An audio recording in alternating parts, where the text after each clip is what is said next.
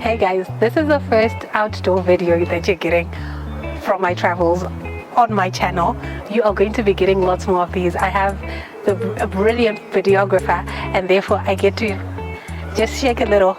But the reason I'm so excitable is because today I am going to be sharing with you my highlights of my 2023 travels, like what I love the most, the top things I took away from my 2023 travels. It's going to be a mix of things that I actually did, places that I went to, and all the good stuff in between. I've already shared the stuff that I didn't like as much, but like it's time for the good stuff. First thing, biggest highlight was being able to share my travels with loved ones. So like I said, when I was in Bali, I was planning a trip for 16 women, and being able to just bring them to a country that I love and just prepare activities, accommodation, good food, treatments and all that kind of stuff. And my mom was actually also on that trip, so being able to share my love of travel with her and have her appreciate the value that travel brings or adds, not only to my life but the life of others, was a vibe. So that was number one. The next top highlight was my ability to cook in, like I did cooking classes, the countries that I visited last year. So you know, I visited 20 countries in 2023 and I did cooking classes in 9 of those, and those were India, Indonesia, South Korea, Vietnam, Laos, Thailand, Greece, Japan and Taiwan. And so if you want me to make you a little something, or if you're my future bae, I got you. Whatever you want to eat, I got you. Yeah, so being able to try different foods was excellent. I love that. I'm a foodie, like enough said.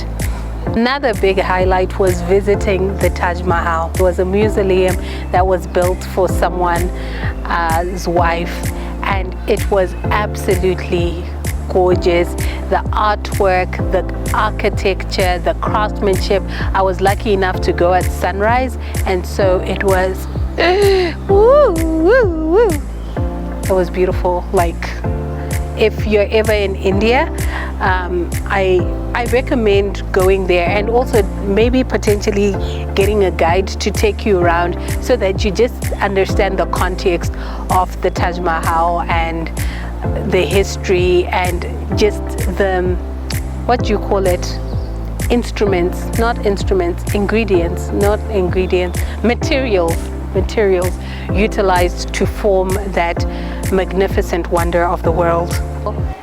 The next highlight, I hope I don't freak any of my friends or family out too much, but like, it's out there. I got my motorbike license. I was so excited. I was so gangsta because I usually ride or hire automatic scooter, and I wanted to get a license because in Thailand, although you can ride without a license, the police have become very strict. And so as I was in Thailand, I'd hired a motorbike in many other Asian countries, but I just wanted to do things right as a responsible traveler that I am. So I went, and instead of getting a scooter license, why not just get a real motorbike license? And so your girl has a Thai motorbike license, but I will probably need to do it again in a different country because I wasn't there long enough to be able to get the international motorbike license. Then my next exciting experience was fly over Canada, and that was in Vancouver. I was able to do that with my aunt and uncle. Actually, just the whole time I spent with my aunt and uncle in the States and in Canada was such a vibe. I hadn't spent that much time with them in so long, so I was so grateful. And then the fly over Canada just gives you the impression that you're like literally flying over different parts of Canada at Christmas time, and it's like this 3D, 4D experiential. You're going on rides, there's wind, there's water, there's snow. They've done like really great simulations to make that experience 1000% enjoyable, and I would highly recommend it. And then another great experience when traveling in 2023 was reuniting with people I hadn't seen for ages.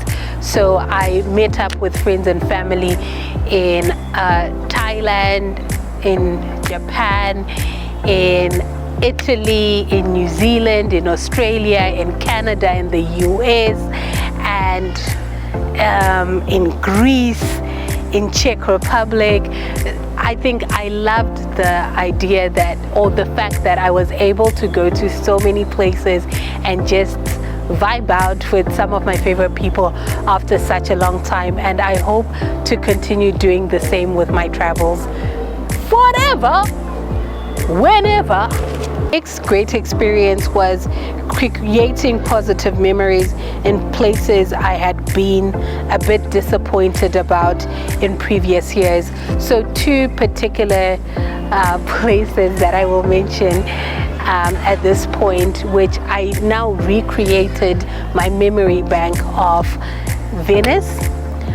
The first time I was there, I had a few issues for different reasons that I will not get into in this video, and the US, which I already spoke about. And so being able to create new beautiful memories in those countries was clutch. So the next adventure, or the next highlight of my 2023 travels, was the Easy Rider experience on the Hai Van Pass from Da Nang to Hue. So basically I was pillion at the back of a motorbike of some guy in Vietnam, just like riding down the countryside. We went past the coastlines, we went to some waterfalls, we stopped by some caves, we stopped by some hikes, and it was an absolutely thrilling experience. And yeah, that was vibes. Next experience is all the landscapes I was able to enjoy in every country that I visited.